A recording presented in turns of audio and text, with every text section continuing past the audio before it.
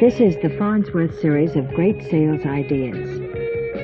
On this cassette, you'll hear America's #1 insurance salesman, Ben Feldman, agent for New York Life Insurance Company for 3 decades.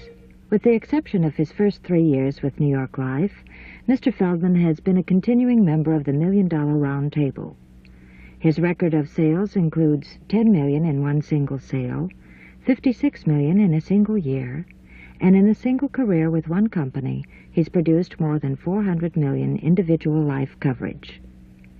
Ben's home is East Liverpool, Ohio, population 22,000, and most of his business comes from an area within 40 miles of his home.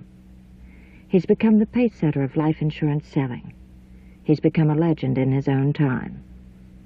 Proving that America is still a land of opportunity, he began as a farm boy and has made his millions on his own merits through becoming a top insurance salesman. Ben says, only a fool learns from his own experiences. The wise man learns from the experiences of others. He's here with you now to share his famous Feldman method. You're invited to stay tuned in to the wisdom of America's #1 insurance salesman, Ben Feldman. Hello, Ben. I'd like to welcome you to the Farnsworth series of great sales ideas. When a man has been as successful as you have in the competitive field of life insurance selling, there must be some formula that propels you. What inspires you to success? What is success? But actually, what makes a man run? I feel I'm doing a lot of good for a lot of people. This to me is very real. And when you've been at this long enough to see the other end, see, people do die. And when they do, the promise comes true that we promise to pay, and we do. So I feel I'm doing a lot of good for a lot of people. Yes, I'm making money, but I'm also doing something that helps, let's say, the widow keep self-respect, helps the company keep going. The man went down and borrowed money because his company was growing. He pulled it back in, and he locked it up. And he also promised the banker he'd pay it back. And I'll help him keep the promise that he made to pay it back without liquidating the company. These are the things that make me run. So actually, money is not your total motivator, but it's helping others. Money?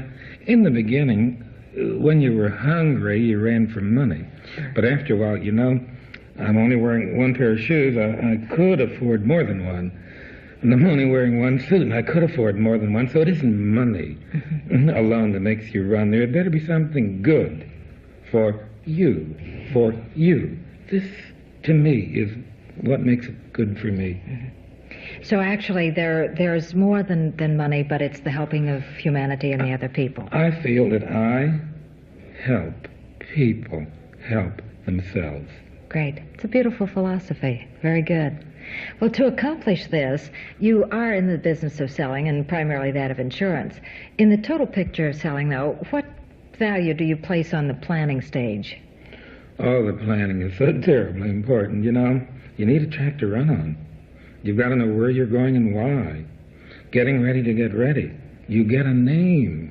A name doesn't mean anything. You can pick up a telephone book and it's full of names, but they don't mean anything. So you find a man that has a problem, and you find the problem, and you find that you have a solution to his problem. Realistic, makes sense, logical, can be done. Price tag on doing it. Price tag is greater for not doing it, for doing nothing. This is what makes you strong. This is why you call on the man. And this is why he'll listen, and he'll do what you're suggesting he do. Mm-hmm. Well, then your planning stage is important. And what you're saying is then that you have to find, you have to have goals that you're working toward. I mean, like the problem becomes a goal in a sense. You have to know where you're going and why. Beyond that, you know, what makes Sammy run? I want a goal, let's say it's big enough to excite me. Say, big enough to make me run.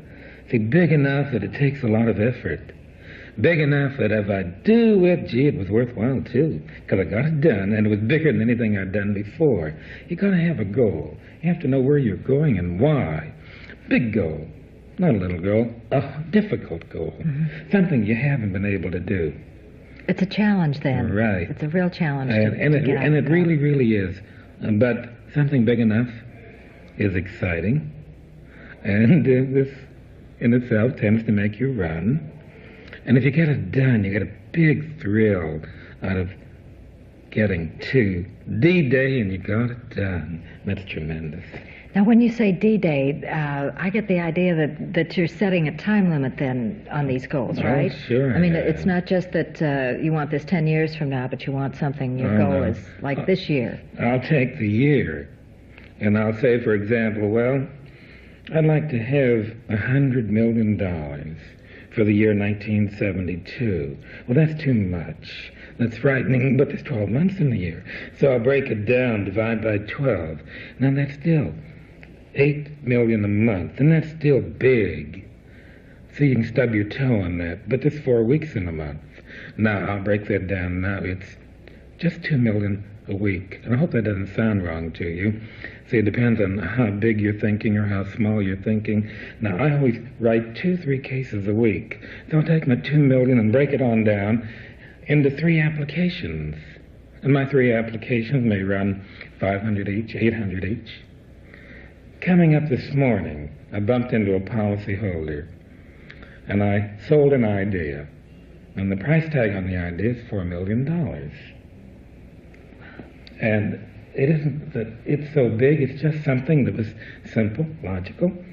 He could see it, and he said, all right. He said, I can get the exam sometime within the next 30 days.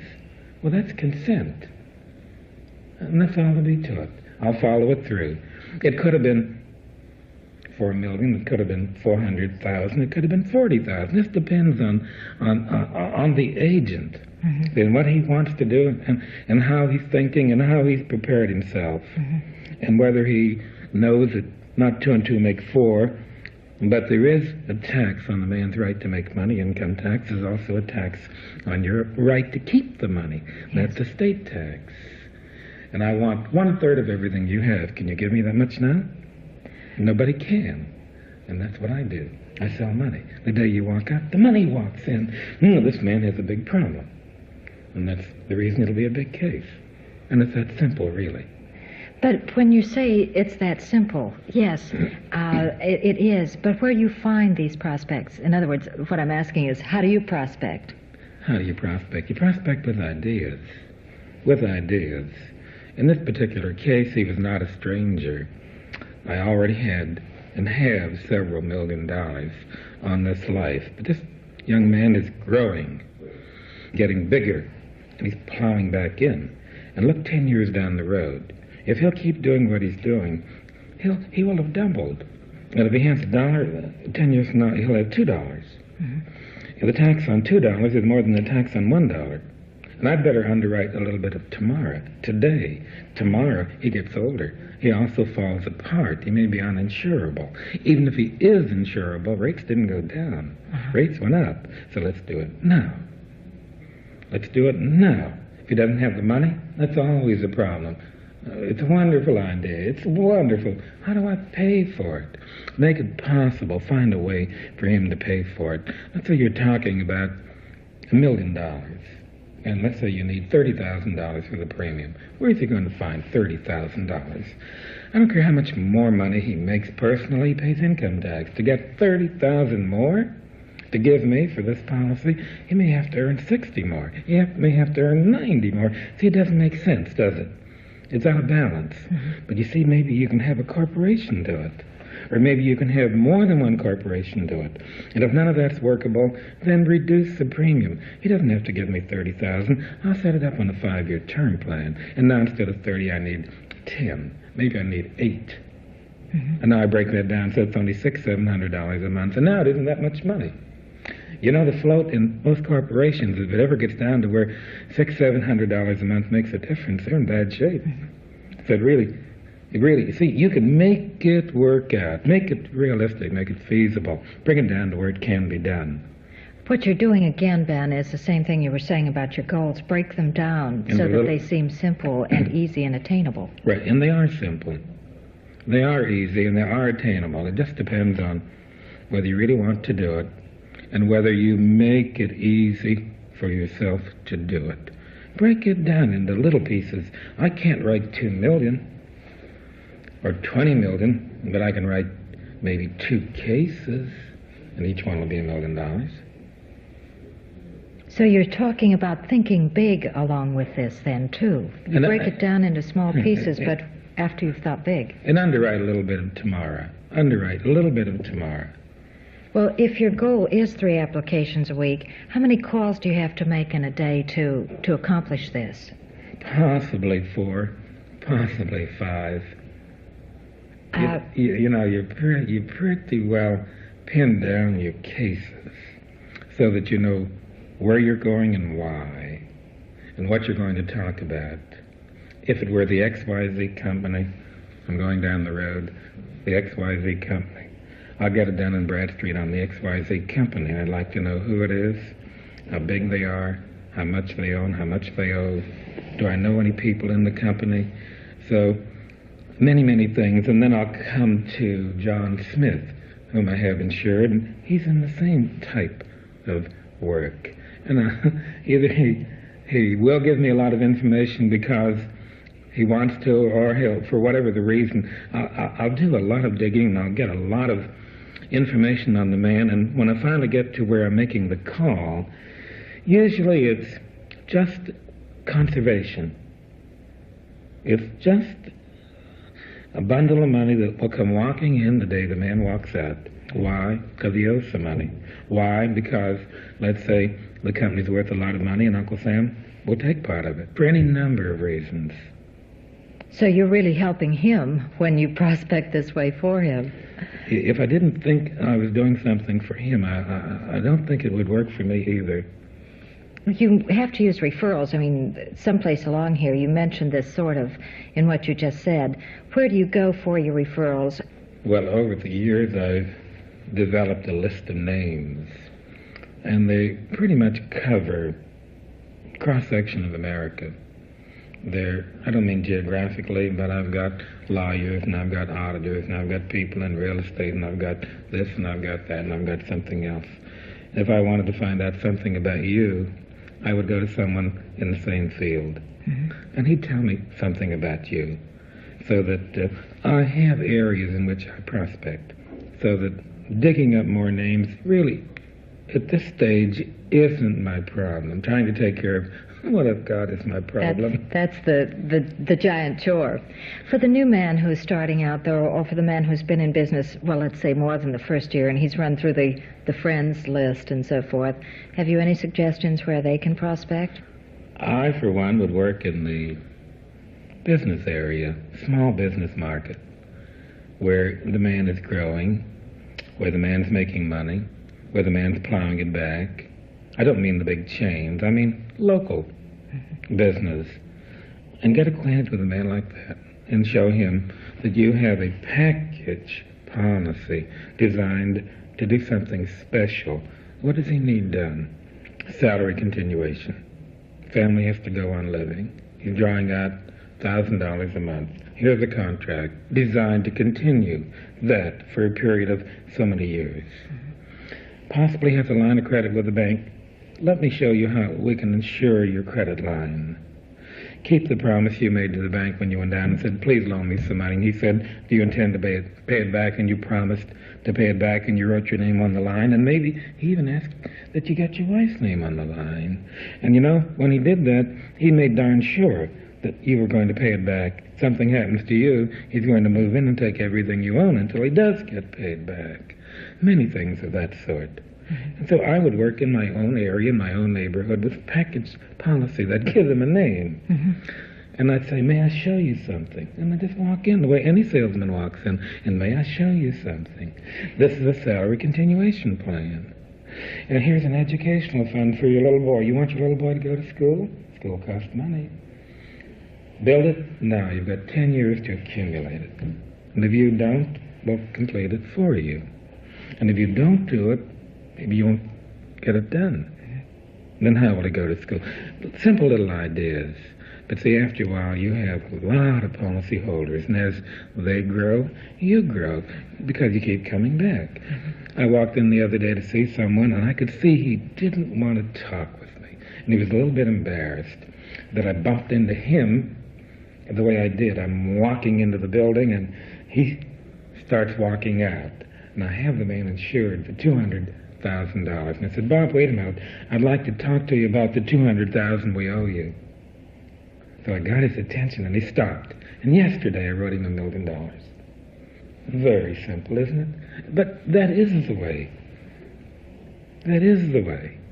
You could go back to every policyholder you have on the books once a year when he's moving one age bracket into the next, and just say, let's just, maybe not revise, let's just review what we did. The children are a year older, you're a year older. Let's take a look at the program now and see whether or not we should be doing something. And the odds are you'll write another policy. And you know, if you keep writing just 2 cases a week, and a year goes by, 2 years go by, 3 years go by, 4 years go by, pretty soon you've got 300, 400, 500 policyholders on the books. And just that itself will keep a man busy. And if he's busy, he's growing. If he's growing, he's making money. If he's making money, he's happy. And if he'll build his own program on it a little bit periodically, so he kind of grows. This is his personal insurance program. See, if I had 10,000 on me and you had 100 on you, I can't sell you anything more. You're bigger than me. Wait till I get 200 on me, and I know you got 100. I feel sorry for you. It's no longer a lot. You're bigger than that, and you need more. And these statements are very simple, but they're for real, and they will work. And if the man's been in the business 4 or 5 years, but just once a year go back and see his old policyholders. And if nothing more, you know what would happen if he didn't write them something? He will write them something. But if he doesn't do anything more, they'll give him the name of someone else. You want a prospect? You'll get another prospect. So you're saying to service the calls that are on your books, to... That's the basis of everything. But sometimes overlooked in our haste to find new prospects, perhaps. But that's the basis for everything. See, at this stage, we have so much service that we just can't take care of it. I just can't. I never get out of my office anymore. I'd like to get in and get out by 10 o'clock. Now I get in, and you can't get out. And you have an obligation to policyholders. You know, you got to a point where you're looking for policyholders, they're looking for you. That's an enviable position for most to be in, though, I think. That's well, great. Well, you have an obligation to your people. You owe them something. Yes, to service their accounts. You owe them something. Well, I noticed as you were talking about these people with whom you would be prospecting and with whom you would be working, that you had a technique that seems to run through all of it, and that's questioning, asking them various things and getting them involved this way.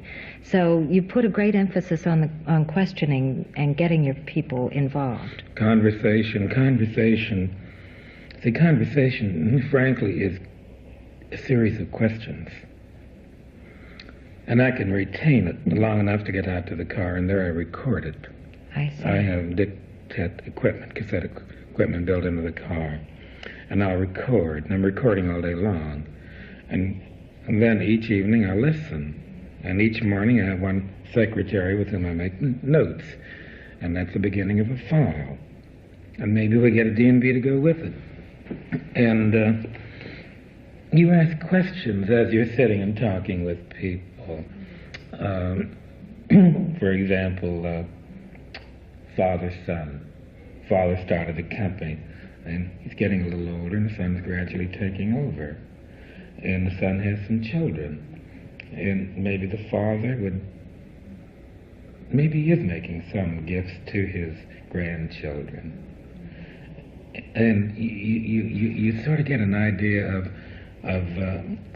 what the father is very interested in the grandchildren. Well, we've got a short-term trust arrangement that Uncle Sam will subsidize, where through income tax savings we'll pay for half the education for your little boy. Let me show it to you. And you'll come back, you're in the middle of a presentation, you'll come back and you'll show something very simple, very real.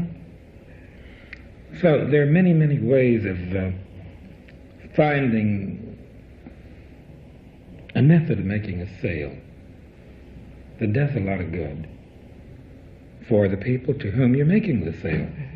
They have a need, and you're simply filling this need? First is in covering I it. sell money. I sell money. And what will you substitute? I can't think of anything when one needs money that will No. substitute You have for a it. loan at the bank, it better get paid off. You have a mortgage on the home, it better get paid off.